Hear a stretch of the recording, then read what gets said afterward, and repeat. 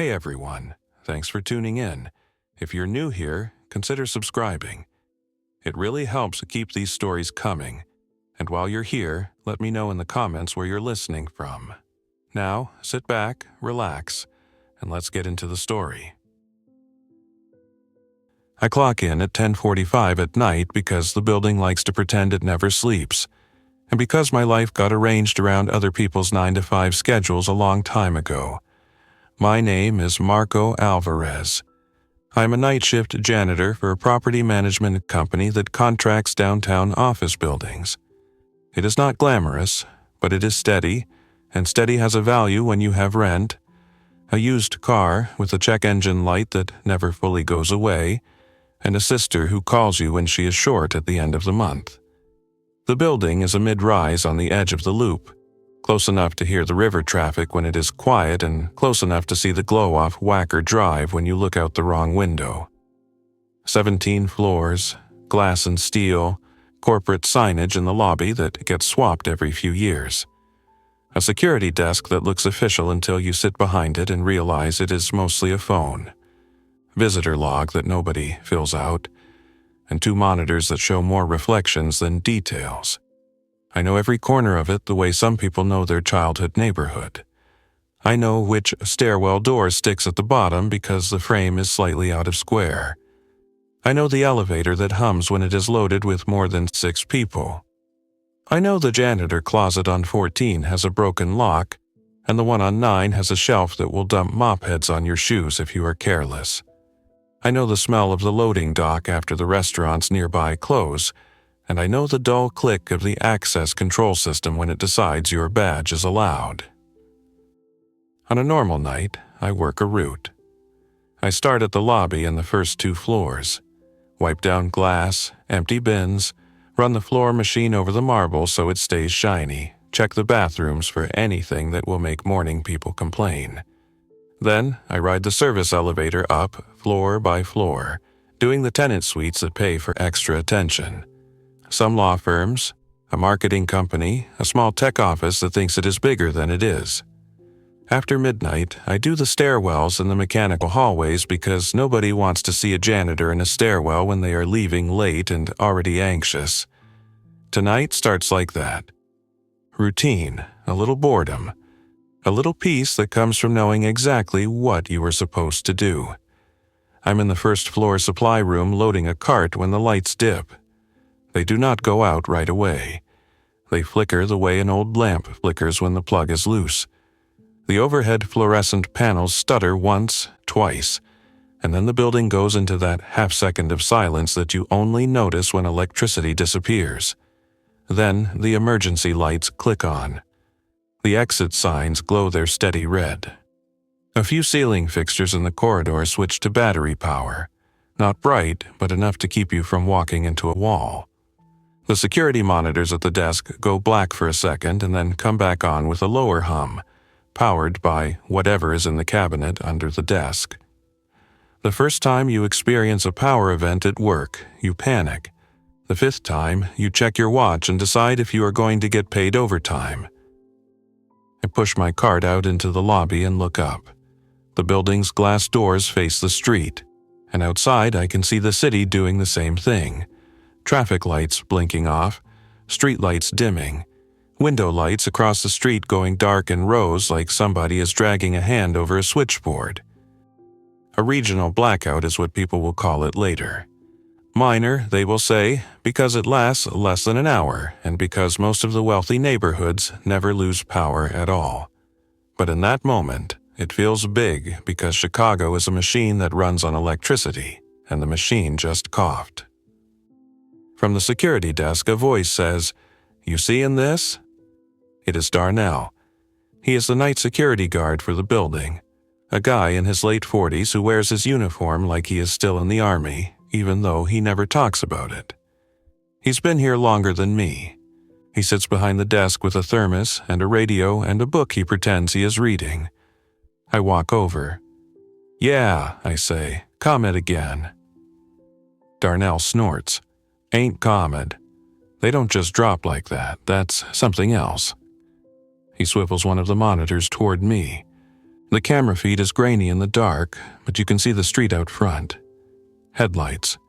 The reflection of emergency lighting on wet pavement from earlier snowmelt.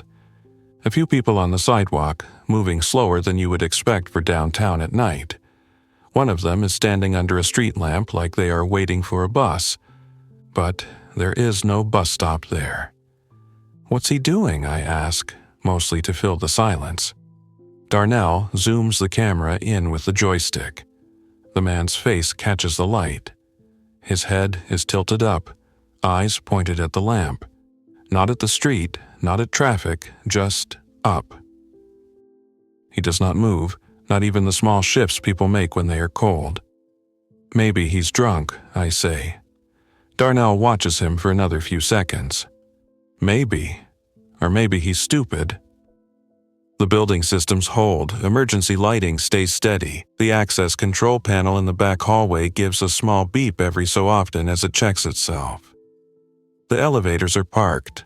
The air handling units on the roof are off, so the building gets quieter in a way that makes the lobby feel bigger. My phone buzzes in my pocket. At the same time, Darnell's phone buzzes. Then the building intercom speaker near the elevators chirps once, like it wants to say something but has no message. My screen lights up with the familiar white box and the harsh tone that wireless emergency alerts use. The alert text is short enough to make your stomach drop before your brain has time to argue with it. Emergency alert. Do not go outside at night. That is all it says. No agency name, no map, no until further notice, no explanation. Just those words in all caps, like the phone is yelling at you. Darnell's face changes. He has that look I've seen on cops in the morning when they are too tired to pretend everything is normal. "That's not a weather alert," he says. I swallow. Maybe it's a mistake. We hear sound outside, faint through the glass. A car horn, long and angry, and then another. The city is waking up in the worst way. The power comes back on 3 minutes later like nothing happened. The overhead lights brighten. The building HVAC starts to hum again. The elevator indicator lights return. The security monitors sharpen. Outside, the street lights glow full again. Traffic lights resume their normal cycle. A few pedestrians start moving faster now, like they got permission. But the man under the street lamp does not move. Darnell zooms in again. The man's face is more visible now. His eyes are open. He is blinking, he is breathing. He is standing there like he is listening to the electricity. He turns his head slowly, not like he heard something, but like something pulled his attention sideways. He looks straight at the building's glass doors, straight at the camera. The camera is above eye level, tucked in a corner. Most people don't notice it. This man looks right at it anyway, and for 1 second, the feed is clear enough that I see the shape of his mouth. He smiles. Not a friendly smile, not a drunk smile. Something practiced and wrong, like he is copying the idea of smiling without knowing why. Darnell pulls his hand back from the joystick like it burned him. "Nope." "What?" I ask, but I already know. Darnell reaches for his radio and keys. "I'm locking the vestibule." "We're not supposed to." "Man, my phone just told me not to go outside at night," he snaps. "It's night." He steps out from behind the desk, moves with purpose to the glass doors, and hits the button that releases the magnetic lock so he can open them. He opens the inner set first, the vestibule door that separates the lobby from the street doors. He checks the street doors. They are closed, but the latch is not fully seated. He pushes them tight and flips the manual deadbolt that most people don't know is there because it is hidden behind a chrome plate. Then he closes the inner door and locks it. 2 layers of glass between us and the street. He comes back and looks at me. "You got family out there?" "My sister's in Pilsen," I say. "My mom's in Berwyn." "Call them." I pull my phone up and dial my sister, Lucia. The call rings twice and then goes to voicemail. I try again, same result, I text. The message stays on sending for longer than it should. Darnell tries someone too. He mutters into the phone, then curses quietly and ends the call. Network's jammed. Maybe everyone got the alert and started calling, I say, grasping for normal reasons. Darnell points at the monitors. Look! The street camera shows more people now. They are not running. They are not panicking. They are walking like the sidewalks are conveyor belts, and they are just going where they are supposed to go. But they are all drifting toward pools of light, toward street lamps, storefront signs, headlights when a car stops too long. It takes me a moment to notice the pattern because my brain doesn't want to see it. It's subtle. People don't walk in straight lines when they're tired. They cut corners. They wander. These people are too consistent. They are drawn to light, and they move like they have rehearsed it. A police cruiser rolls up on the street, slows near the building, then stops. 2 officers get out. Their body language looks irritated, like they're responding to a complaint they don't want. One of them points at a cluster of people under a lamp half a block away. The other touches his radio mic. They walk toward the group. The people do not turn. One officer reaches out as if to tap someone's shoulder. The street light above them flickers once. Not like before, not like a power issue. Just a quick dip, like the darkness blinked. The camera feed distorts, grainy for half a second, and then clears. The officers are gone. The people under the light are still there, standing, looking up. Darnell leans forward, face close to the screen. What the? I feel my scalp tighten. Maybe they walked out of frame. They didn't, Darnell says, voice flat. They didn't move. They were there, and then they weren't. We replay the footage with the DVR controls. Darnell has access to the security system. He scrubs back 10 seconds, hits play. The same thing happens, the same flicker, the same smear across the image, and then empty sidewalk where 2 officers were. Darnell doesn't speak for a full minute. He just watches the screen like if he stares hard enough it will correct itself. Then the radio on the desk crackles. Not the building radio, the portable police scanner Darnell keeps because he likes to know what is happening around us. It catches a burst of traffic, an officer calling in a noise complaint. Another voice acknowledging. A few words about unresponsive, a unit number, then static. Then a different voice, strained and too loud, saying something about lights and don't, and it cuts out like someone unplugged the world. Darnell shuts the scanner off. Okay, he says slowly. Okay, we stay in here, we don't open doors, we don't go outside. I force myself to breathe. The alert said at night. Maybe there's something in the streets. Darnell gives me a look that says I'm behind. There is something in the dark. The building seems too bright now, like the fluorescent lights are an insult. I move toward the lobby windows and look out. The street is still moving. Cars are still driving. People are still walking. But it's like the city has split in half. Normal motion in the bright areas, and stillness around certain street lamps where people gather and stop. 1 block over, where a row of lights is out for some reason, the sidewalk is empty. Not late night empty. Empty like everyone agreed not to be there. I back away from the glass. Darnell says, we should call building management. Who? I ask. It's almost midnight. I don't care. He grabs the desk phone and calls the property management emergency number. It rings. It goes to voicemail. He hangs up and calls again. Same. He looks at me like he expects me to have an answer, and I don't. I do what I always do when things are out of my control. I go to my routine. I push my cart toward the service corridor. I'm going to check the floors, I say, even though it sounds ridiculous. Darnell grabs my arm. No, We stay together.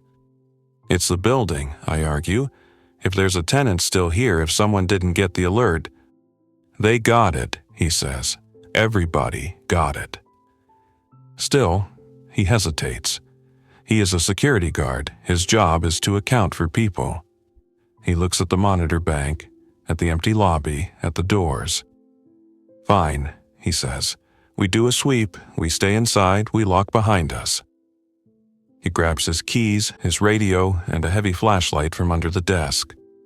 I stare at it like it's a lifeline. We have light, I say before I can stop myself. He gives me another look. We have light now.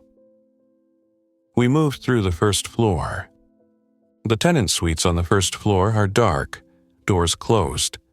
The building's common hallway lights are on. Everything feels normal if you don't look out the windows.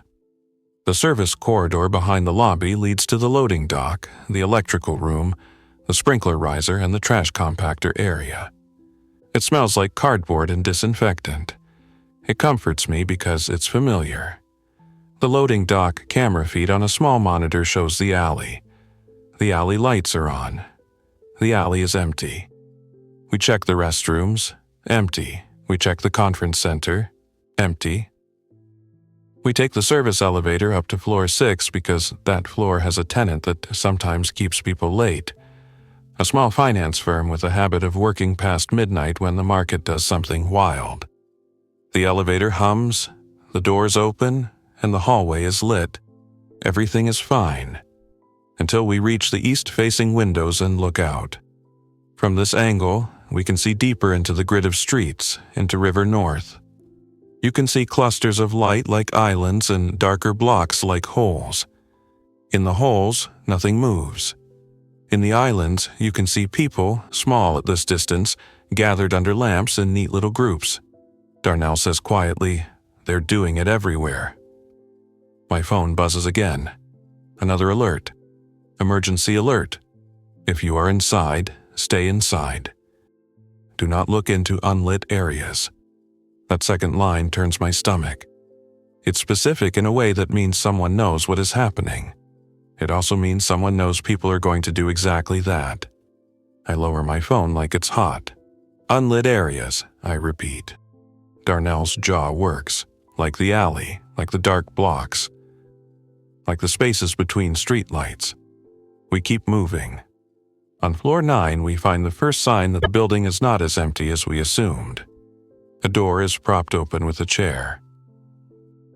It's one of the tenant suite doors, glass with a metal frame, the kind that locks automatically when it closes. Someone has shoved a chair under the handle to keep it from shutting. Darnell curses under his breath. That's a violation. We should close it, I say. We should see who did it, he replies, and pushes the door open. The suite inside is dark except for the glow of computer monitors in the open office area. It looks like people left in a hurry. Jackets on chairs, a coffee mug still on a desk, a printer tray open like someone was loading paper and walked away. We step in. Darnell's flashlight beam cuts across the carpet. The light makes the place look smaller, like it's shrinking away from the dark corners. "Hello?" Darnell calls. "Security." No answer. We move deeper. The office has interior glass walls and conference rooms. The beam passes over a whiteboard covered in numbers and arrows, the kind of stuff people write when they think writing makes them smarter. Then the light hits a face. A young woman is sitting under a desk in the corner, knees to her chest, arms wrapped tight around them. Her eyes are wide, her mouth is slightly open. She looks like she has been holding her breath for a long time. Darnell freezes. "Ma'am?" She flinches at his voice like it's too loud. Then she lunges out from under the desk toward the light like she's reaching for oxygen. "Don't turn it off," she says, voice shaking. "Don't turn it off, please." "It's okay," I say, crouching a little so I'm not towering over her. "We're inside, you're safe." She laughs once, sharp and wrong. "Safe? You didn't see it." Darnell keeps the flashlight steady. "What's your name?" "Rachel," she says, swallowing. "I was working late. The power went out. The alert came. I thought it was like a curfew, like riots. I was going to leave, but then the second alert said, 'Stay inside.' So I stayed." She points toward the windows with a trembling finger. "Then the lights outside started changing. People stopped under the lamps. And when the street went dark on the corner, I saw something move." "What?" Darnell asks. Rachel shakes her head hard like she wants to shake the memory out. "I don't know. It wasn't a person. It was like the shape of a person, but not right. It moved where the light wasn't. I feel my skin prickle. In the shadows?" "Not shadows," she says, snapping her eyes to me. "Not shadows from lamps. The places where there was no light at all, the gaps, the holes." She wipes her face with the back of her hand. "I called 911. It rang. Then it was just nothing. No recorded message, no busy signal, just nothing." Darnell looks at me. His flashlight beam trembles for the first time. "We're going back down," he says. "We're locking this place up. Rachel, you're coming with us." Rachel nods too fast. "Yes, yes." We escort her to the elevator. She stays close to the flashlight beam like if she steps out of it, she will disappear.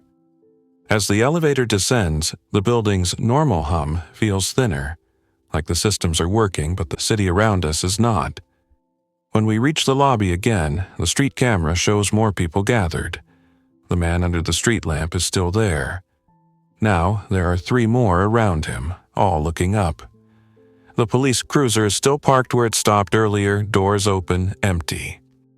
Rachel sees the monitor and covers her mouth. "That's them," she whispers. "They're still there." Darnell locks the inner vestibule door again and pulls the metal security gate down behind the glass doors. It's the kind of roll-down gate that's supposed to deter theft after hours. The gate clatters into place and makes the lobby feel like a cage. "Now we wait," he says. "How long?" Rachel asks. Darnell looks at his watch. "Until morning." I check mine. It's 12:22. That's a long wait. We settle in the security room behind the desk, a small space with monitors, a chair, a cabinet, and a coffee machine that tastes like burnt plastic but keeps you awake. The building's security room has a solid door. It has no windows. That feels good. I sit on a plastic chair and listen to the building. Air moves through ducts. Water runs somewhere. The occasional ping of the elevator control system. Rachel sits on the floor because she can't seem to relax enough for a chair. She keeps staring at the flashlight. Darnell keeps the scanner on low volume. Mostly static, a few bursts of fragmented calls. Something about unresponsive.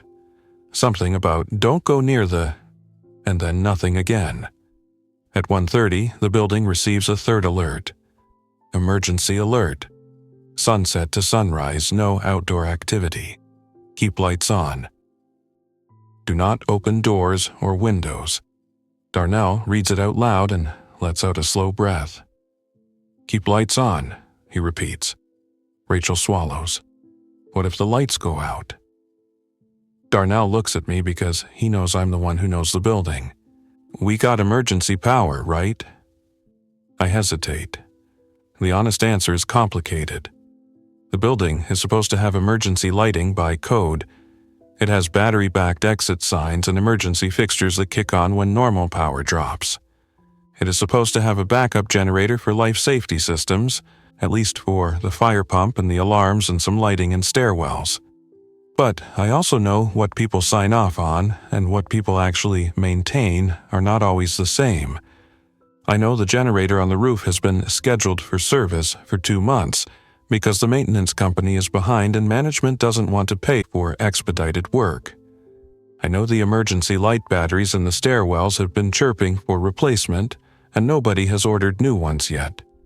I know because I'm the guy who reports it and then watches it stay on the list.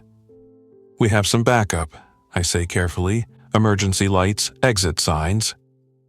Darnell's eyes narrow. Some. The generator's been out for maintenance, I admit. Rachel's face drains. Out for maintenance? You're joking. I'm not, I say. It's supposed to be tested weekly. They didn't. Darnell rubs his face with one hand. So, if we lose power again, we'll have emergency lights for a while, I say, but not for hours, not the whole building.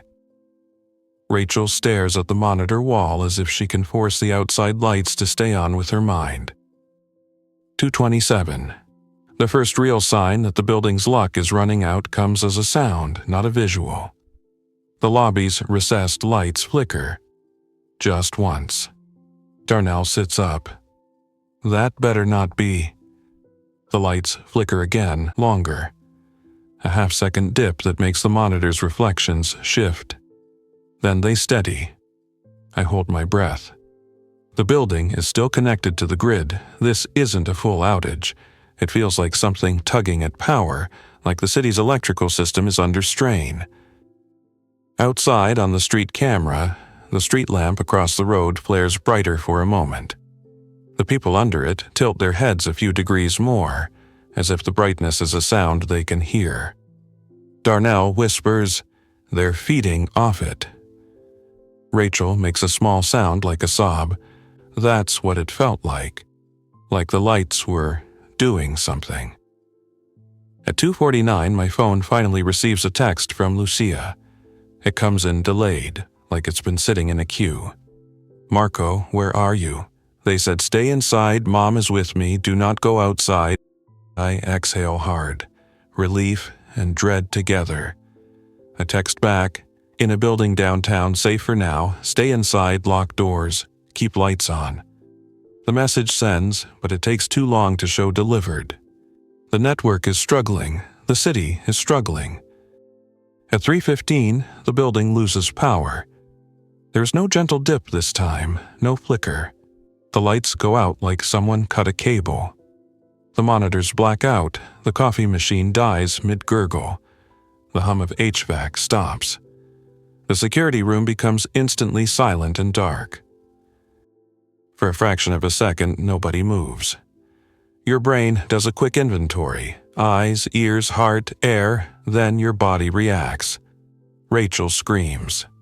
It's short and sharp, then she clamps her hands over her mouth like she's afraid the sound will attract something.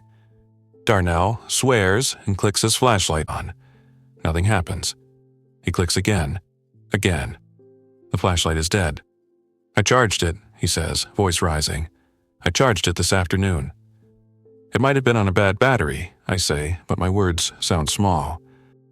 "The emergency lighting is supposed to kick on now. It's supposed to give us a dim, safe glow. It does not. The building is black. No exit sign glow, no corridor emergency fixtures. Nothing." Rachel makes a choking sound. "No," she whispers. "No, no, no." Darnell reaches for the desk drawer. "I got another." He digs, frantic. Papers rustle. A keyring clinks.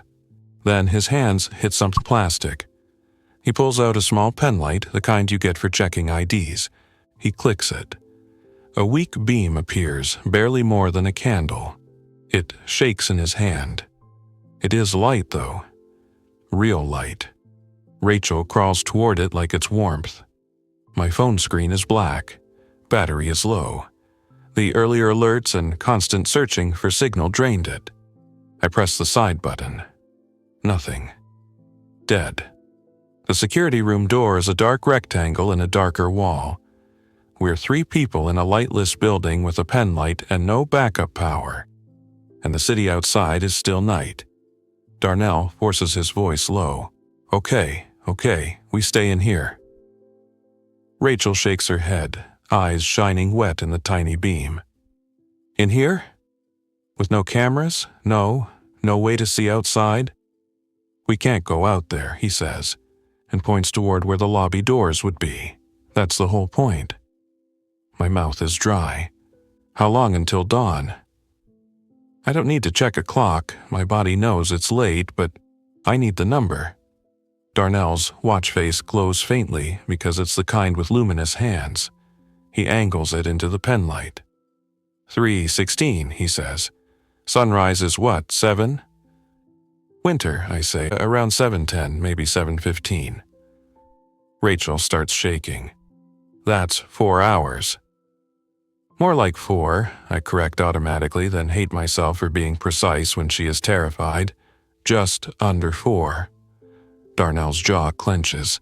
We can do 4 hours. But the concept in my head, the one that has been forming since the first alert, sharpens now that the lights are out. The alert said, keep lights on. We can't. Which means we are now in the condition the alert warned against. I listen, straining. And for a moment I think I hear something. Not a footstep, not a voice, a faint pressure change. Like air moving through a crack that shouldn't exist. Darnell hears it too. He lifts the penlight slightly, beam trembling. You hear that? Rachel's eyes dart. What is it? I swallow. The building's settling? But it's not the building settling. I've worked here long enough to know its normal creaks. This is different. This sounds like soft fabric dragging along glass somewhere far away. Then the lobby door chimes rings. It's a cheerful, electronic ding-dong. The sound it makes when someone opens the outer vestibule door. In the dark, it is the worst sound I've ever heard. Rachel clamps her hands over her mouth again. Darnell's face goes pale. The street doors, I whisper. They're locked, Darnell says, but the confidence is gone. We hear it again. The chime, slightly muffled, as if the door is opening and closing slowly. Then a tapping. Not a hard pounding, gentle taps like fingernails on glass. Rachel whispers, barely audible, they can't come in, like she's trying to convince herself. Darnell inches toward the security room door. He turns the knob very slowly and cracks it open just enough to see the lobby. The penlight beam cuts through the crack. A thin line of light. I lean in behind him, careful not to touch the door because the urge to slam it shut is strong. The lobby is a black cavern. The only light is Darnell's weak beam, and it doesn't reach the glass doors. But we can hear the tapping. Closer now, more deliberate. Then a sound like someone breathing right on the glass. Darnell shuts the door quietly and locks it. His fingers fumble on the latch. We're not opening anything, he whispers. We're not going out there. Rachel's teeth chatter. What do they want? Darnell looks at the penlight, then at the dark around us. They want the lights off, he says. They want it dark. My mind jumps to the second alert. Do not look into unlit areas. We are inside an unlit area now. Maybe the warning isn't only about the outside. Maybe it's about the condition of darkness itself. I force my thoughts into practical channels because panic is a dead end. We need light, I whisper. Real light, not this. Darnell's eyes flick to me. From where? I think of the building like a diagram. Electrical room, panels, emergency circuits, battery backups, exit signs. Then I think of something else, the maintenance closet. Most janitor closets have supplies that are not flashlights, but can make light. Glow sticks from safety kits, small emergency lanterns somebody left from a fire drill. Even a box of old chemical light sticks from the last building safety inspection. It's not guaranteed, but it's a possibility. Janitor closet, I say. Second floor has a safety cabinet. I've seen light sticks, the kind you crack. Rachel shakes her head hard. No, leaving this room. We can't sit here in total darkness, I say, trying to keep my voice steady. The alert told us to keep lights on. It mattered. Darnell hesitates. He is weighing two bad choices. The tapping at the glass continues, steady, patient. Tap, tap, tap. It sounds like something that knows time doesn't scare it. Darnell whispers, "We go together. We don't split. We keep the door locked behind us. We move fast." Rachel grabs his sleeve. "Don't." Darnell looks down at her hand, then up at me. 2 minutes, in and out. I nod, even though my stomach is a tight knot. We open the security room door and step into the lobby. The penlight beam is a narrow tunnel. Outside of it is pure black. Not dim, not shadowed. Black like the building has been erased. We move slowly, one step at a time. I keep my hand on the wall to orient myself. Darnell keeps the penlight aimed low so we don't blind ourselves with glare off polished surfaces. The tapping stops. That is somehow worse. We reach the security desk area.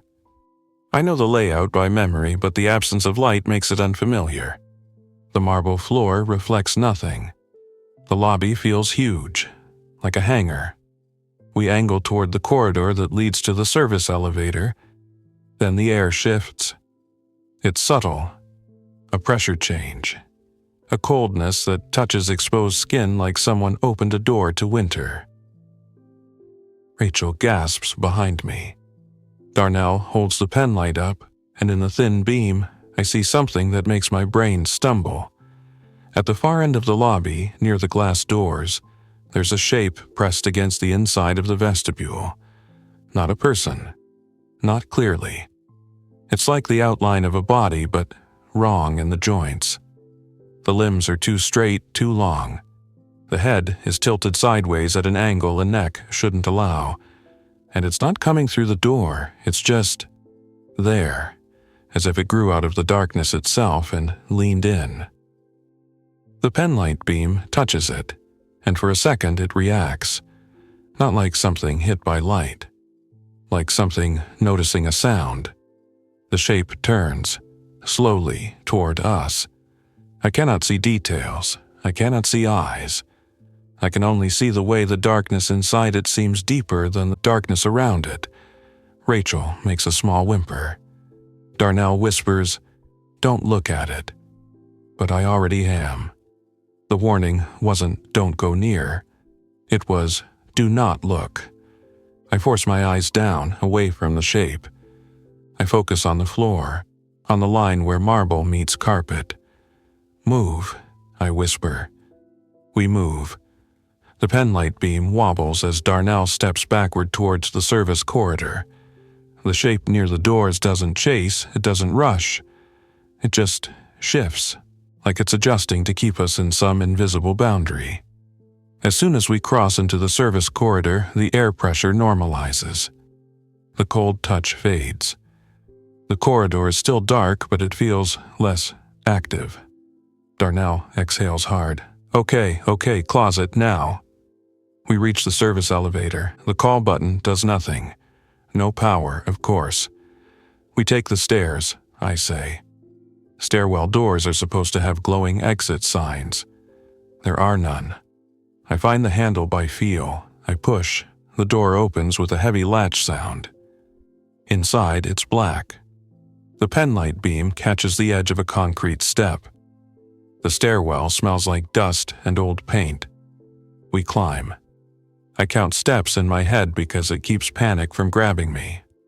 12 steps to the landing. Turn. Another 12. The penlight beam shakes with each movement. On the second floor, we push the door open into the hallway.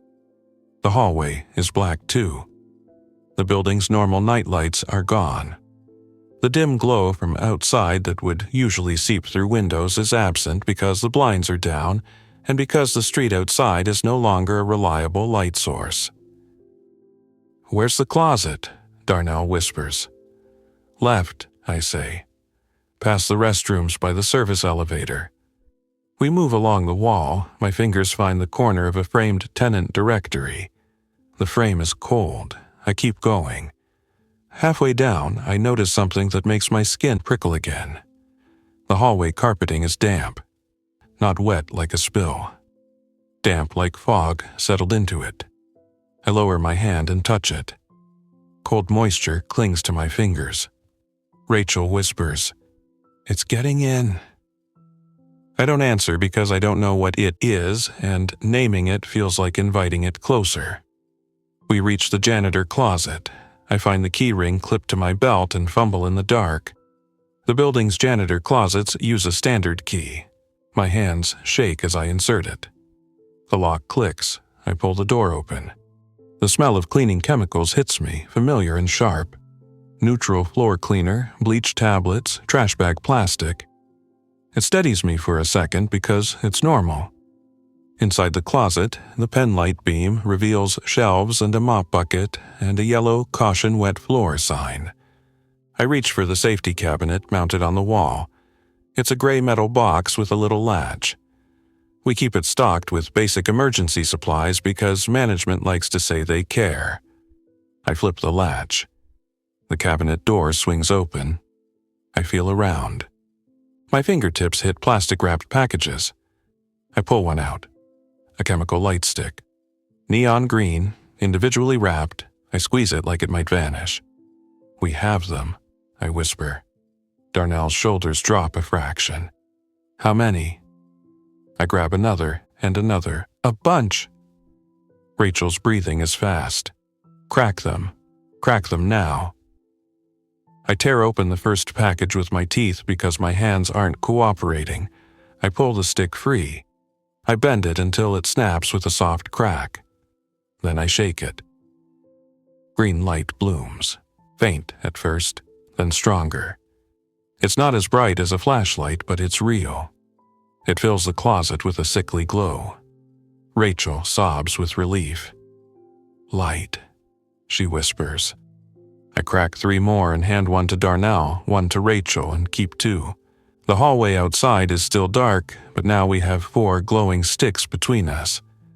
It feels like armor. Darnell looks at the sticks and then at me. "We need more than this." "These last hours," I say. "Maybe." He shakes his head. "We need to get the building lights back, or at least the lobby gate. Or the stairwell lights, something." My mind goes to the electrical room on the first floor. Breakers, main feeds, the building's distribution panels.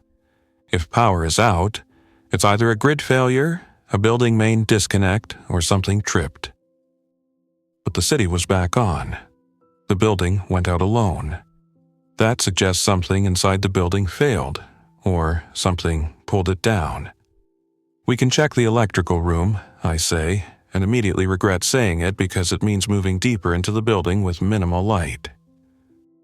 Darnell stares at me. "You know it?" "I know where it is," I correct, "and I know what the labels mean. I'm not an electrician." Rachel clutches her glow stick in both hands. "Don't do it. Stay here. Wait for morning." "And if morning doesn't fix it?" Darnell asks, voice harsh. "If this is, whatever this is, and the building stays dark, then what? We just sit in a dark box and hope?" Rachel has no answer. She looks like she wants to fold into herself. I say, "We have to at least try to bring up emergency lighting. If we can get stairwell lights, we can move safer." Darnell nods once. Decision made. We go down. Electrical room, fast. We keep light sticks between us. We don't look into the dark. That last part is almost funny. The whole building is dark. But I understand what he means now. There are shades of dark. There are places that feel passive and places that feel like they're watching. We leave the closet and close it behind us. The glow sticks paint our hands green. As we return to the stairwell, I notice the dampness on the carpet again, stronger now. The air feels heavier, like humidity without warmth. The stairwell itself is dry, concrete, enclosed. It feels safer. We descend quickly, but not so fast we trip. The glow sticks give just enough light to see the edge of steps. On the first floor, we push into the service corridor. The corridor is colder than before. I can see my breath faintly in the green glow, which should not happen in a heated building even if the HVAC is off. The cold is unnatural. As we approach the electrical room door, the glow sticks dim slightly. Not a lot, but enough that I notice. Rachel notices too. Her eyes widen. Why is it dimmer? They're chemical, I say automatically. They fade over time. But it hasn't been enough time. Darnell's jaw tightens. Open it.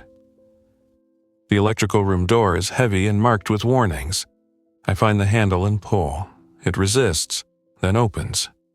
Inside is a room of metal cabinets, conduit lines, and the smell of warm dust that lingers even when power is off.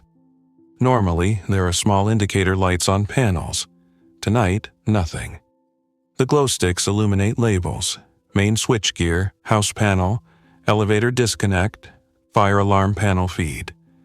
I keep my hands away from anything exposed because I'm not interested in dying for a building. I find the main panel and check for obvious signs.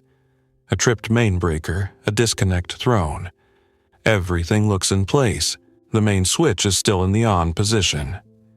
Darnell whispers, "So, why is it dead?" I look at the side of the panel where a smaller box is mounted.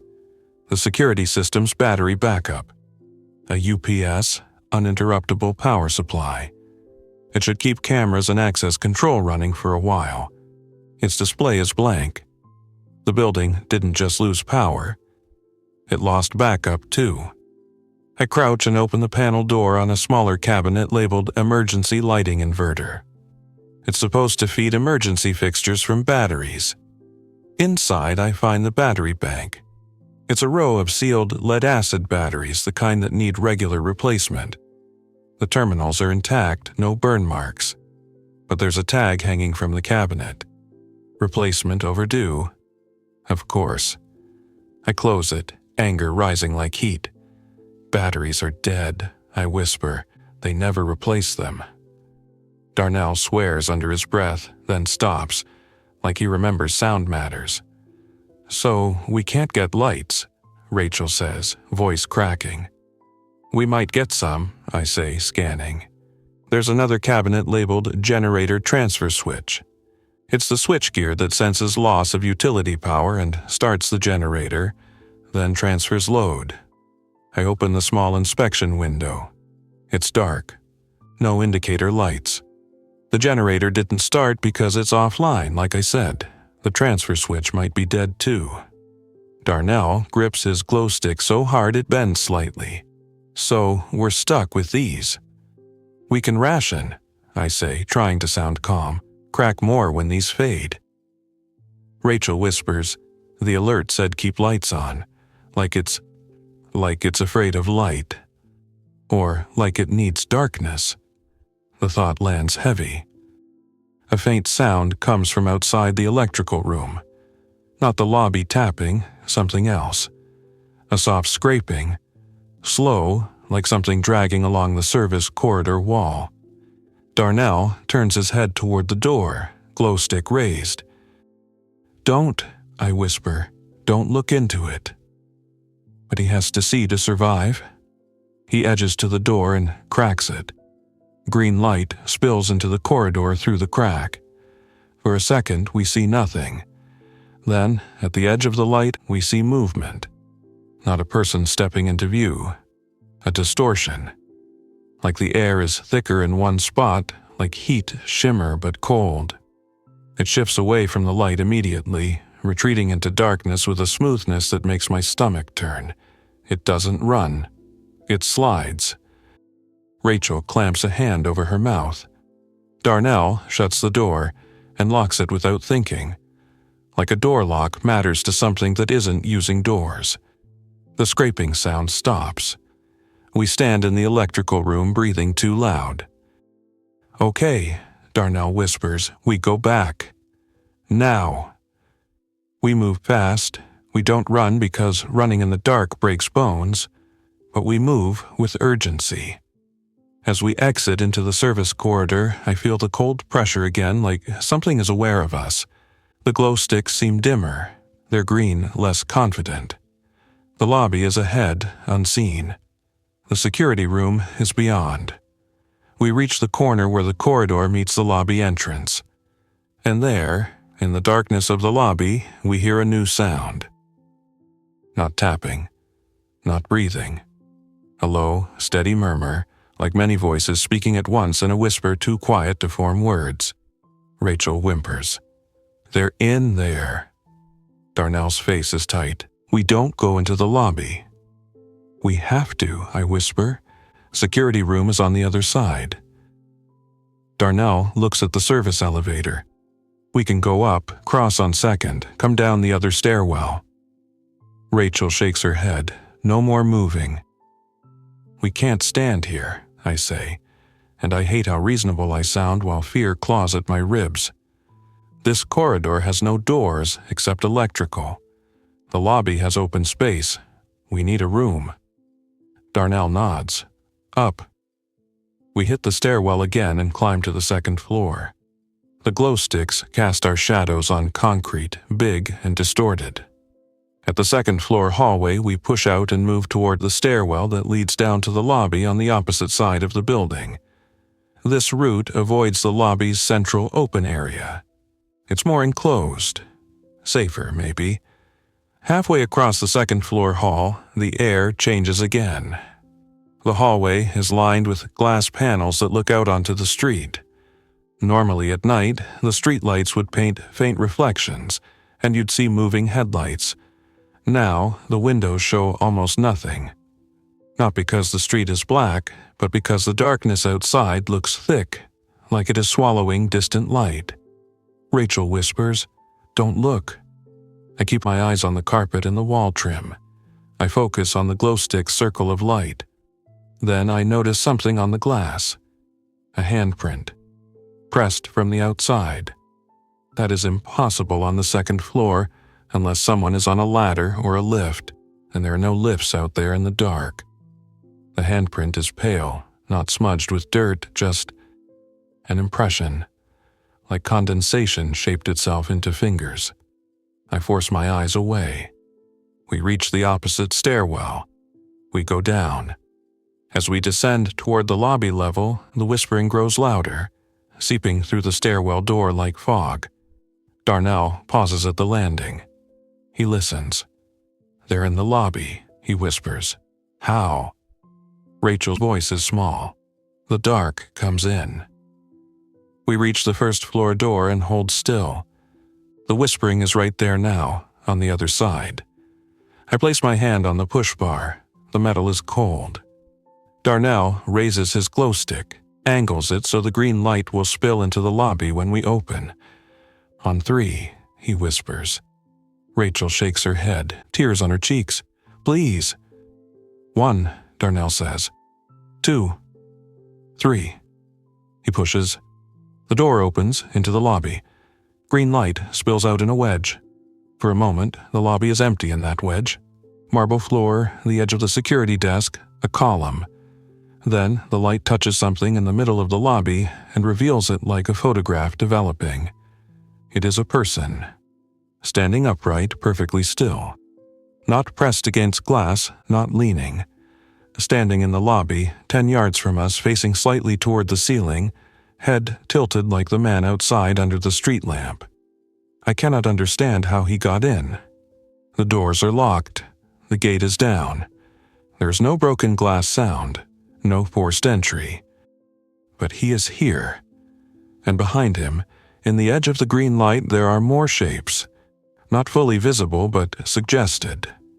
A shoulder, a head, the outline of someone standing just outside the light. The whispering is not coming from the whole lobby, it is coming from them. Darnell's breath catches. Rachel makes a choking sound. The person in the light turns his head slowly toward us. His face is visible for the first time in the green glow. It is not damaged, it is not monstrous. It is normal in the way a stranger's face is normal. It could be a guy from an office, a guy from the street, anyone. But his eyes are wrong. Not in shape, in focus. They're fixed on the glow stick like it is the only thing in the world, and his pupils look too wide. He takes 1 step forward. Not fast. Deliberate. Then another. Darnell's hand tightens on the door. He doesn't slam it shut yet. He's frozen between fear and duty. Rachel whispers, "Close it." The man takes another step. The edge of the green light touches his shirt and I see something that makes me recoil. There's a small pin on his chest, like a corporate badge, and on it, there's a tiny reflection of green. His head tilts further, as if he's trying to align his eyes with the source. Behind him, the other shapes shift. They are responding. They move like a group waking up. Darnell slams the door shut and locks it. The whispering becomes louder for a second, like irritation. Then, from the other side of the door, we hear tapping. Not on glass, on the metal door. Tap, tap. Rachel backs up, shaking. "They're inside, they're inside." Darnell grabs her arm. "Move." We run up the stairs. I don't care about tripping now. I care about distance, enclosed space, separation. We reach the second floor and push into the hallway. We move fast toward the janitor closet again because it is the only room we know has supplies and a lock that isn't just an interior latch. The glow sticks are dimmer now, their green fading. We reach the closet. I fumble the key. My fingers slip. I swear under my breath and force my hands to work. The lock clicks. We pile in and shut the door behind us. Inside the closet, the air is thick with chemical smell. It feels like a bunker. Rachel collapses against the mop bucket, sobbing silently. Darnell stands by the door, glow stick raised like it's a weapon, even though it's not. I crack 2 more sticks and shake them hard. The green brightens again, filling the closet with light. Darnell exhales, then speaks in a voice that is very controlled. They were in the lobby. "I saw," I whisper. "How did they get in?" Rachel asks, voice broken. I look around the closet like answers might be on the shelves. Maybe they weren't outside. Maybe the thing in the dark makes them. Rachel shakes her head. They were real people. They were walking outside.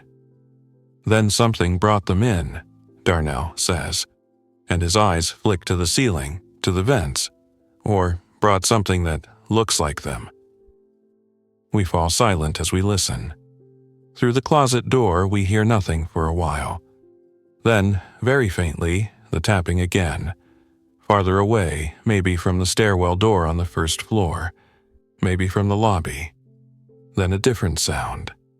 A soft scratching at the hallway carpet outside the closet, like something dragging a hand along it. Rachel squeezes her eyes shut. "No." Darnell whispers, "Keep the light up." I hold 2 glow sticks in my hand, their green light reflecting off the metal shelves. The light is steady, but I can't stop thinking about how temporary it is. Chemical light sticks last maybe 8 to 12 hours depending on quality, but they dim over time. We have a limited supply. The alert said keep lights on, not use glow sticks, not stay in closets. This is bigger than our little bubble of green. We sit in the closet for what feels like an hour, but when I check my watch face by the glow, it's only 3:48. Time has slowed. The scratching outside moves closer, then stops. We hear a soft sound like someone breathing just on the other side of the door. Rachel's hand clamps onto my sleeve. Her fingers are cold. Darnell lifts his glow stick higher, as if the light can burn through the door. A voice speaks from the hallway. It's calm, normal, a man's voice. "Hello," it says. Rachel stiffens. Darnell's eyes widen. The voice is not whispering. It's speaking at a normal volume like someone is trying to get our attention without yelling. "Security," it says. "Is anyone there?" I recognize the voice. It's Mr. Haskins. He's the building engineer. Not the chief engineer, but the guy who handles day-to-day mechanical checks. The guy who complains about tenants blocking vents and who leaves notes about not storing supplies in electrical rooms. He's been in this building 20 years. He should not be here at 3:48 in the morning. Darnell leans toward the door, voice barely audible. Haskins? The voice responds instantly. Yes, it's me. Thank God. Open the door. We need to get the generator started. The building's dead. Rachel shakes her head violently, mouthing, No. Darnell hesitates. How did you get up here? A pause. Just long enough. The stairs, the voice says, a little too quick. I came up the stairs. Open up. Rachel whispers, It's not him. It's copying him. Darnell's hand hovers near the doorknob. The voice outside changes slightly, still calm but with an edge. Open the door, Darnell. Darnell freezes. How do you know my name? Another pause, longer. Then the voice says softer, Because I know you. Open up. My skin goes cold. It's not just mimicking his sound. It's trying to use familiarity. I whisper, Don't. Rachel is shaking so hard the glow sticks in her hand tremble. Darnell backs away from the door slowly. No, he says, voice firm now. Not opening. Outside, silence. Then a gentle tapping on the closet door. Tap, tap, tap. Then the voice again, no longer pretending. It still uses Haskins' tone, but there's something layered under it, like multiple people speaking in sync. Lights, it says softly. Turn them off. Rachel whimpers. Darnell raises his glow stick higher, as if defiance can be measured in lumens. No, he repeats. Go away. The tapping stops. Then, from the hallway, we hear something slide across the carpet, slow and heavy, like a body being dragged. It moves away. Rachel covers her face with her hands and cries silently. I force myself to breathe and think. We cannot stay trapped in a closet until dawn, if whatever is outside can talk and tap and move like it owns the building. But we also can't walk through a black building with fading light and unknown shapes waiting at the edge. We need a better position. Somewhere enclosed, with fewer entry points, and ideally with a way to see without looking into darkness. The security room is solid, but it's on the other side of the lobby and might not be reachable. There is one place in the building that is designed to be a refuge. The stairwell. Not for comfort, for fire. But it's concrete, it has heavy doors. It has no windows. It's a vertical tunnel we can control. If we go into the stairwell and stay there, we reduce exposure to open dark spaces, and we can hold the stairwell door shut if something tries to open it. But the stairwell is dark too, and it has landings and doors on every floor. Still, it's better than a closet with a single door that something can stand outside and whisper through. I tell Darnell quietly, stairwell. He looks at me. What? We go into the stairwell and stay there until dawn, I say. Concrete, fewer angles. If something comes, we can keep distance. Rachel shakes her head. No moving. No. Darnell's eyes flick to the door, as if measuring the risk. If we open this closet door, they might be right there. We crack more light sticks and hold them out first, I say, like a barrier. Darnell grimaces. We can try. Rachel whispers, what if it's waiting for us to leave? It's already waiting, Darnell says, not unkindly. We can't be paralyzed. We prepare.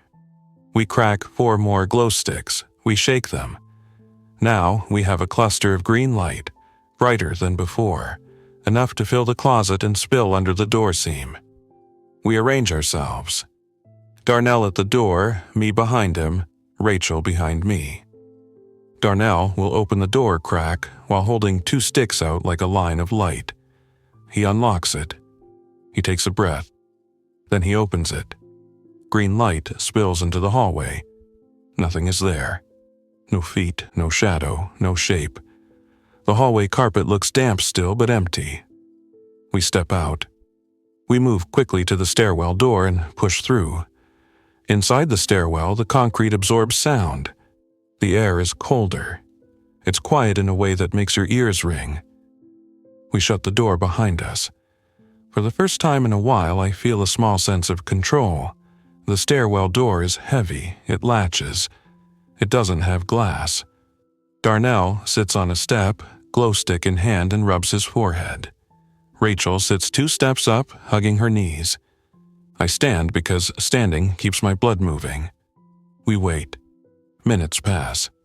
Then, from below, from the direction of the lobby, we hear the stairwell door handle rattle. Not a loud bang. A careful test. The latch holds.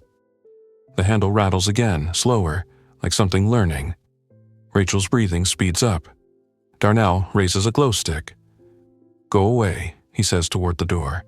Silence. Then the handle rattles once more. Then stops. We sit in the stairwell with green light and cold air and the knowledge that something is on the other side. Time crawls. At 4:30, one of the glow sticks dims noticeably. The green becomes softer, less aggressive. We crack another and replace it.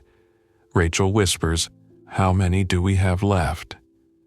I count mentally. We took a handful. The cabinet had more.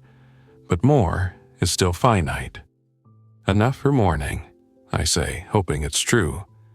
At 5:10, the building makes a sound that we feel more than hear.